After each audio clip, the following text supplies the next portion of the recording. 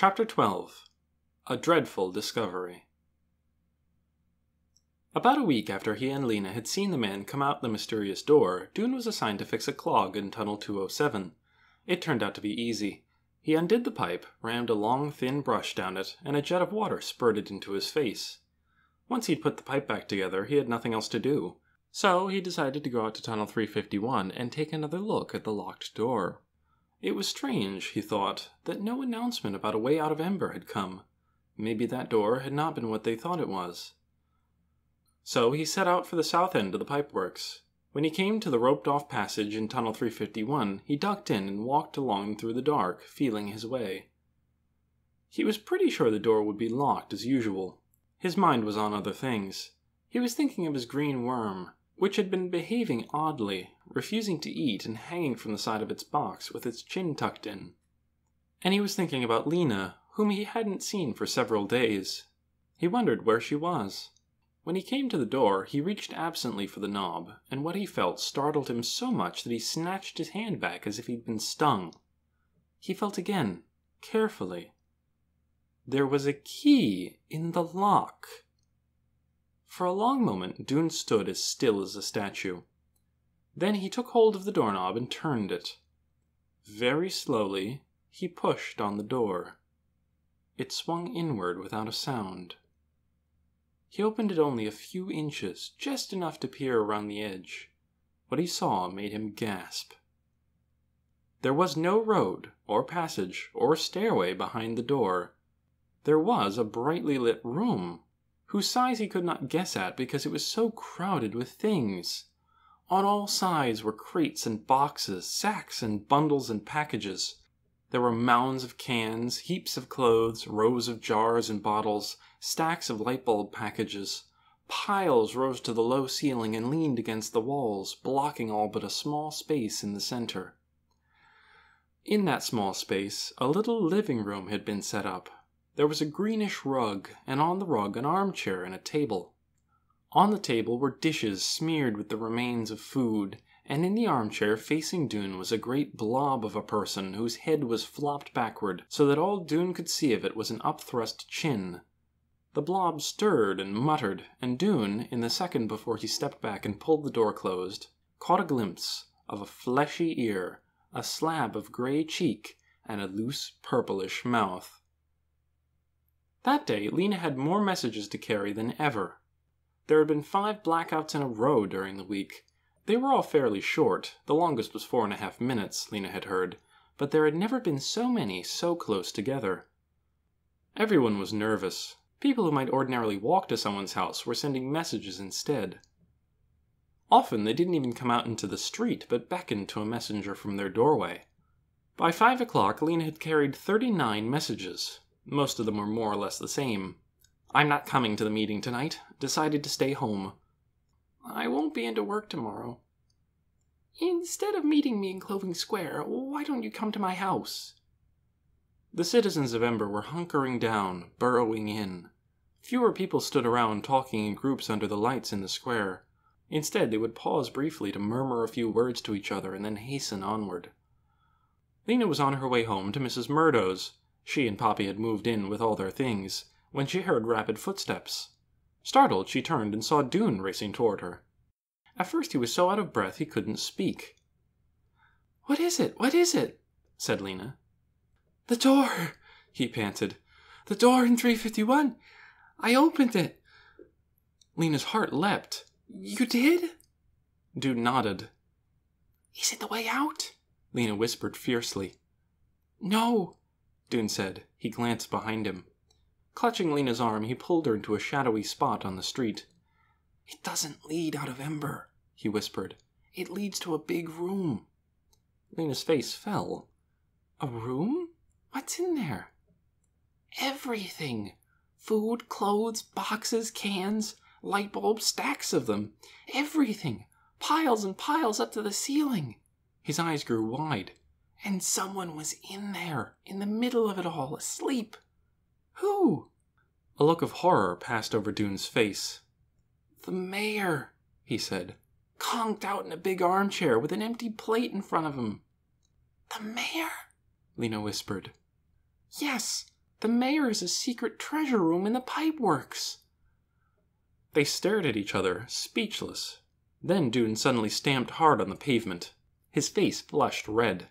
That's the solution he keeps telling us about. It's a solution for him, not the rest of us. He gets everything he needs, and we get the leftovers. He doesn't care about the city. All he cares about is his fat stomach. Lena felt dizzy, as if she'd been hit on the head. What will we do? She couldn't think, she was so stunned. Tell everyone, said Dune. He was shaking with anger. Tell the whole city the mayor is robbing us. Wait. Lena put a hand on Dune's arm and concentrated for a minute. Come on, she said at last. Let's go sit in Harkin Square. I have something to tell you, too. At the north end of Harkin Square stood a circle of believers, clapping their hands and singing one of their songs. Lately they seemed to be singing more loudly and cheerfully than ever. Their voices were shrill. Coming soon to save us, they wailed. Happy, happy day. Near the gathering hall steps, something unusual was happening. 20 or so people were pacing around and around, carrying big signs painted on old planks and on big banners made of sheets. The signs said, What solutions, Mayor Cole? And, We want answers! Every now and then, the demonstrators would yell these slogans out loud. Lena wondered if the mayor was paying any attention. Dune and Lena found an empty bench on the south side of Harkin Square and sat down. Now listen, said Lena. I am listening, said Dune, though his face was still red and the look on his face was stormy. I saw Lizzie coming out of the storerooms yesterday, Lena said. She told him about the cans and Lizzie's new friend, Looper, and what Looper was doing. Dune pounded his fist on his leg. That's 2 of them doing it then, he said. Wait, there's more. Remember how I thought there was something familiar about the man who came out the door? I've remembered what?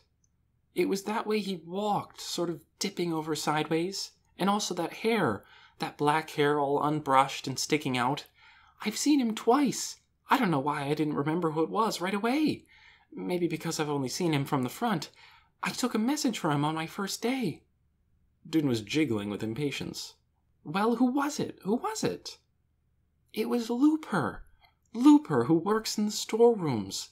Lizzie's boyfriend. And Dune. Lena leaned forward. It was a message to the mayor that he gave me. And it was this. Delivery at 8.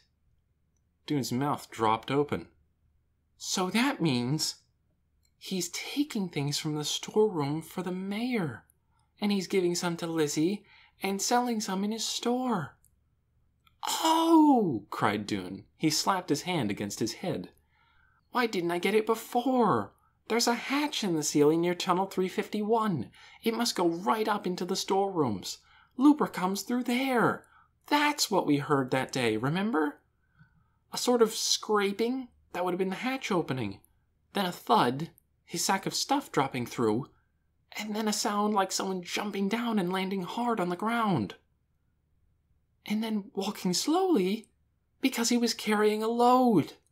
And walking quickly on the way out because he left it all for the mayor. Lena took a deep breath. Her heart was drumming and her hands were cold. We have to think what to do, she said. If this were an ordinary situation, the mayor would be the one to tell. But the mayor is the one committing the crime, said Dune. So then we should tell the guards, I guess, said Lena. They're next in authority to the mayor, though I don't like them much, she added, remembering how she'd been so roughly hustled down the stairs from the roof of the gathering hall. Especially the chief guard. But you're right, Dune said. We should tell the guards. They'll go down into the pipeworks and see for themselves that we're telling the truth. Then they can arrest the mayor and have all the stuff put back in the storerooms. And then they can tell the city what's been going on. That's a much better idea, said Lena. Then you and I can get back to what's more important. What? Figuring out the instructions. Now that we know the door we found wasn't the right one, we have to find the right one.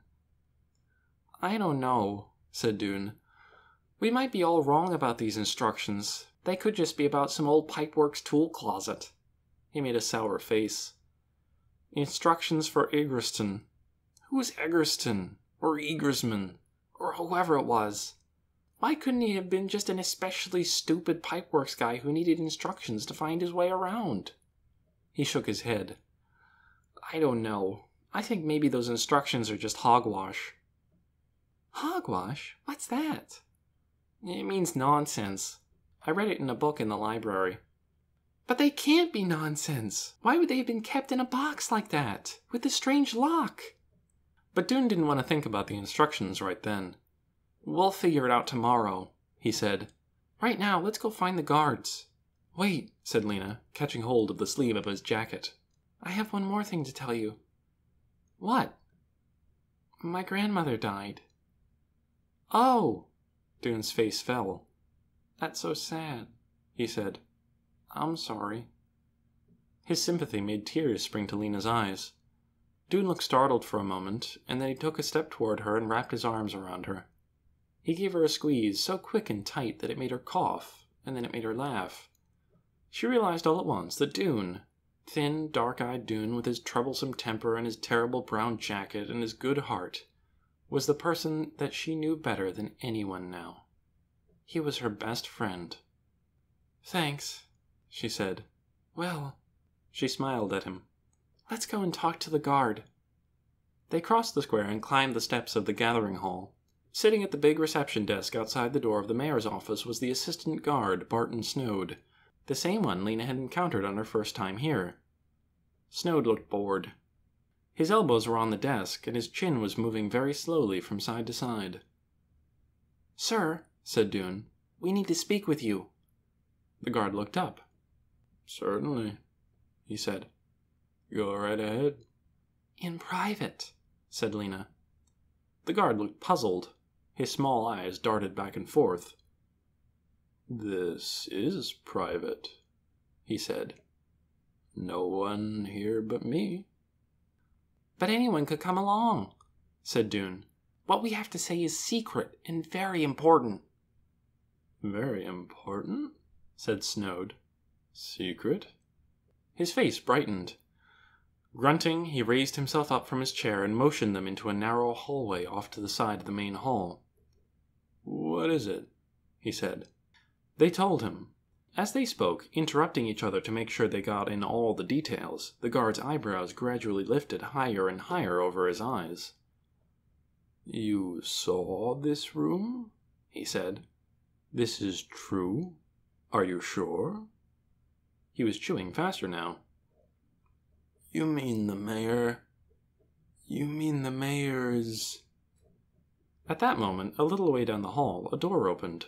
Through it came 3 more guards, including, Lena spotted him by his beard, the chief guard.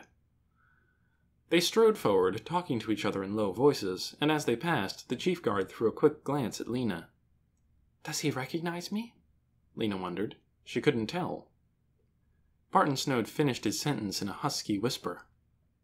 You mean the mayor is stealing? That's right, said Dune. We thought you should be informed, because who else can arrest the mayor? And once you've done that, the guards can put all the things he's stolen back where they came from. And then tell the city that a new mayor has to be found, added Lena. Barton Snowd leaned heavily against the wall and rubbed a hand over his chin. He seemed to be thinking. Something must be done, he said. This is shocking. Shocking. He started back toward his desk, and Dune and Lena followed. I will make a note, he said, taking a pencil from the desk drawer. Lena watched as he wrote slowly on a scrap of paper. Mayor stealing. Secret room. When he'd finished, he let out a satisfied breath. Very good, he said. Action will be taken, you may be sure. Some sort of action. Quite soon. Good, said Dune. Thank you, said Lena, and they turned to leave. The 3 guards were standing by the main door of the gathering hall as Dune and Lena went out. The chief guard moved aside to make way for them, and they went through the door and out onto the wide front steps. Lena glanced over her shoulder. Before the door swung closed, she saw the chief guard striding toward the reception desk, where Barton Snowd was standing up, leaning forward, his eyes shining with important news.